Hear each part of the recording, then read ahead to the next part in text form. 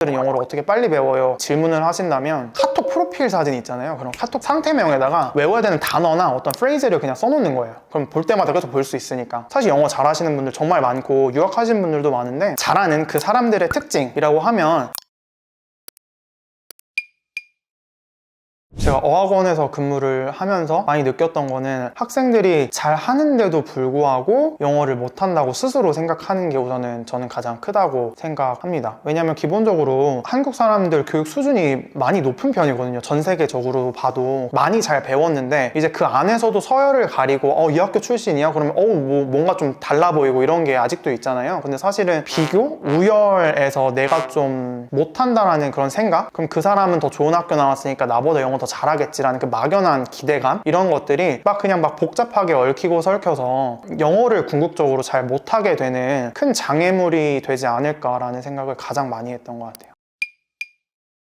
한국 친구들이 영어가 어려운 이유로 저는 단연 문법 위주의 공부라고 생각해요. 문법에 너무 치중된 나머지 그 언어의 본질, 언어를 배우는 이유에 대해서 조금 의미가 퇴색되면서 재미마저 앗아가 버리게 돼서 약간 우리나라가 사교육비를 많이 지출하고는 있지만 사실은 배움이 재미가 없어지면 돈을 많이 쏟아붓던, 돈을 적게 쓰던 효과가 많이 나지는 않잖아요. 그래서 학습자 입장에서 재미가 없어질 수 있는 포인트가 다분하다고 생각합니다. 제가 지향하는 교육법은 그냥 틀리더라도 내 문장, 내 발음, 내 어순이 이상하더라도 뱉어보는 거예요. 그래서 뱉어보면서 만약에 상대가 영어를 좀 잘하는 사람이어서 그 문장을 다시 교정을 해줄 수 있고 맞는 문장을 다시 집어넣어 줄 수 있다면 그 자체로 이미 공부가 되거든요. 어순이라는 거 자체가. 저희가 주어 다음에 동사 와야 되고 목적어 와야 되고 이런 거를 우리가 삼형식이라고 불러 라고 하지만 사실 삼형식 몰라도 되고 목적어, 주어 이런 거 몰라도 돼요. 왜냐면 나 너 사랑해 라고 할 때 I love you 라는 기본 문장이 있잖아요. 그럼 이제 그 문장을 가지고 내가 여러 방면으로 돌려서 써볼 수 있는 연습을 할 수 있으면 굳이 이게 첫 번째 온 I가 주어라는 거를 학습하지 않아도 된다라는 얘기인 거죠. 그 의미에 집중을 할 수 있다면. 이제 듣기와 말하기 쪽으로 수능도 많이 옮겨가고 있는 추세라고 하더라고요. 근데 듣기와 말하기는 결과적으로 붙어있는 영역이어서 듣기를 잘하면 그만큼 스피킹도 잘할 수 있고 스피킹을 잘하는 만큼 리스닝도 같이 오를 수 있다라는 게 대부분의 이제 견해예요. 근데 단어 같은 거를 암기를 하실 때 그냥 그 단어 뜻만 보고 한국어가 뜻 매칭하는 것처럼 통번역 하는 것처럼 그렇게만 공부하지 마시고 그 단어를 소리내서 발음을 한번 해보시고 그 소리를 체득화시키는 그 과정이 되게 중요하다고 생각합니다. 한국말은 이제 모노톤으로 해도 상관이 사실은 없지만 영어는 모노톤인 언어가 애초에 아니기 때문에 이렇게 플로우가 있거든요. 우왕우왕 이렇게 올라갔다 내려왔다 하는 그런 플로우가 있고 연결이 되어 있는 언어이기 때문에 애초에 성질이 달라요. 그러니까 한국말 하는 것처럼 영어를 자꾸 하려고 하면 어색하게 말이 나오게 되고 어색한 말은 외국인도 분명히 어느 정도는 알아들었을 텐데 완전히 이해할 수는 없으니까 못 알아들었다는 것처럼 excuse me, sorry? 라고 물어볼 수 있어요. 근데 이제 우리가 그 소리를 들으면 나 영어 틀렸나 봐. 내 영어 이상한가 봐 라고 완전 나 0이야. 로 다시 돌아가 버리기 때문에 사실은 80%에서 85%만 더 해줘 라고 물어본 건데 외국인의 그런 반응을 보면 우리는 이제 아예 영어 못해요 이런 식으로 가버리기 때문에 영어가 늘 기회가 정말 많이 없게 되는 거죠.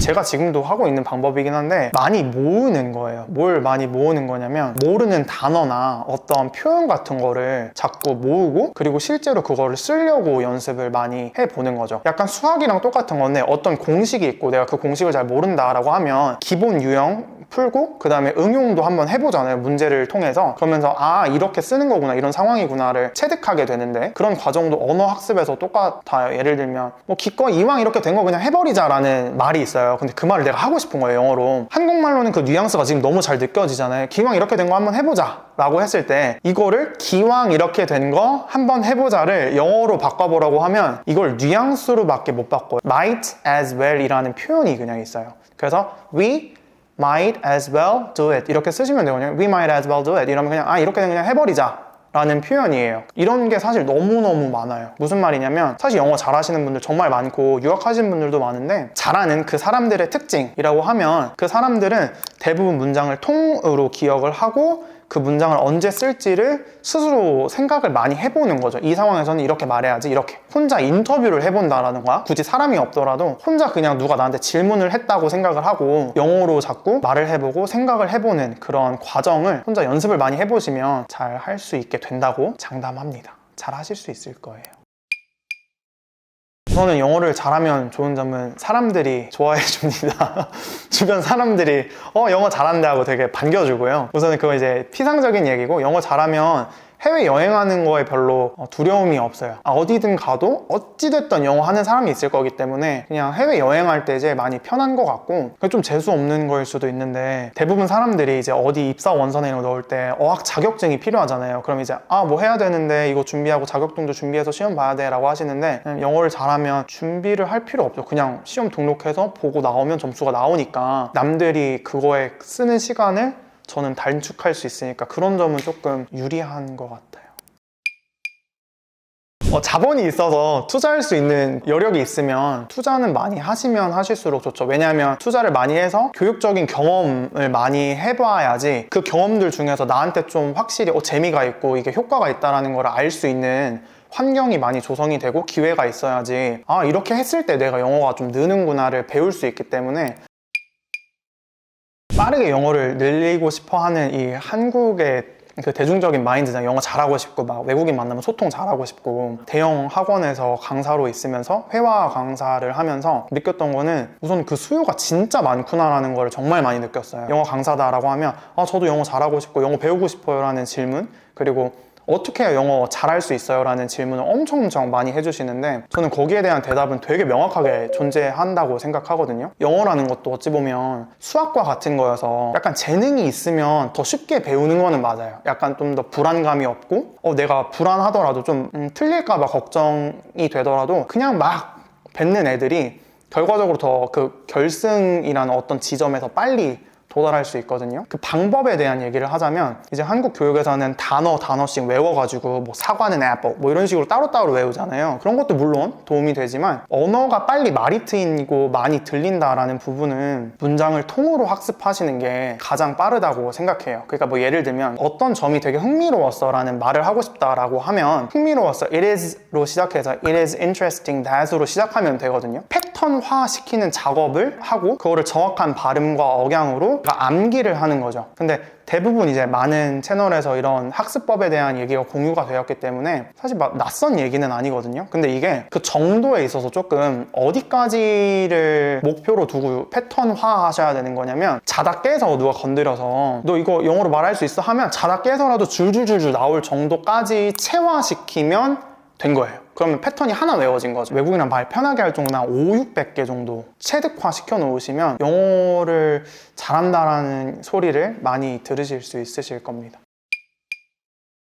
학습에 있어서 학습 유형이라는 게 있거든요. 그래서 학습 유형이라고 하면 촉각으로 만졌을 때 잘 암기가 되고 습득이 잘 되는 유형들도 있고, 친구들 중에서도 막 노래 가사로 암기하는 친구들도 있고, 여러 가지 학습 유형이 있잖아요. 막 자주 그냥 붙여놓고 봐야 되는 유형도 있고. 그래서 제 생각에는 언어 학습을 위한 엄청나게 좋은 방법이 한 가지로 있다고 생각하지는 않아요. 본인마다 생김새가 우리가 다 다른 것처럼 본인이 좀 이상하게 학습이 좀 빨리 잘 된다, 머리에 잘 남는다라는 방식이 있다고 생각합니다. 그래서 우선은 본인을 잘 아시는 게 되게 중요하다고 생각을 하고, 두 번째로는 영어를 잘 배우는 방법은 제 생각에는 오래 그거를 소염을 먹는 것처럼 자꾸 곱씹는 그 과정이 되게 전 중요하다고 생각을 해요. 재능 없는 사람들도 대부분일 텐데 그 사람들은 영어를 어떻게 빨리 배워요? 질문을 하신다면 어떤 방법이 있다기보다는 저처럼 그냥 어떤 거를 외우고 그걸 자꾸 이렇게 곱씹어보는 연습을 하시면 좋을 것 같습니다. 카톡 프로필 사진 있잖아요. 그럼 카톡 상태명에다가 외워야 되는 단어나 어떤 프레이즈를 그냥 써놓는 거예요. 그럼 볼 때마다 계속 볼 수 있으니까. 그럼 그렇게 내 스스로 나한테 노출을 자꾸 시키면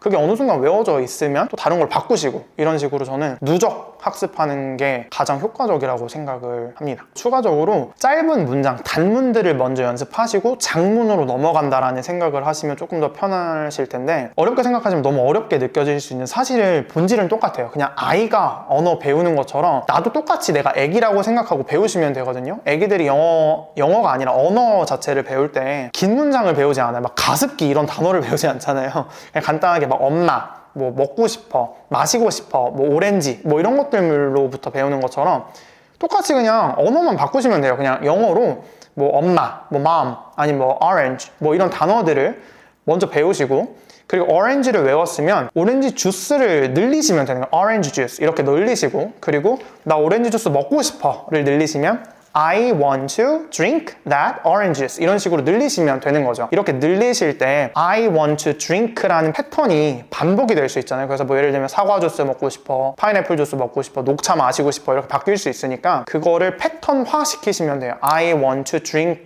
green tea 이런 식으로 뒤에 명사만 바꿔주신다라고 생각하면 패턴이 나오게 되고, 이 패턴들을 초보자분들은 한 50개에서 100개 정도 이렇게 내가 외운다 라고 해가지고 그거를 내 걸로 하나하나 쌓으시는 연습을 하시면 영어를 당연히 잘하실 수 있습니다. 사실은 현지로 나가서 내 영어가 빨리 늘려면 상대방이랑 대화를 해야 되고, 이 대화가 유의미해야 된다고 말씀드렸잖아요. 유의미한 대화를 하려면 상대방의 질문도 있어야 되지만 나도 똑똑한 질문을 해야 되거든요, 동시에. 사실은 질문 연습을 하는 것도 매우 중요한 포인트죠.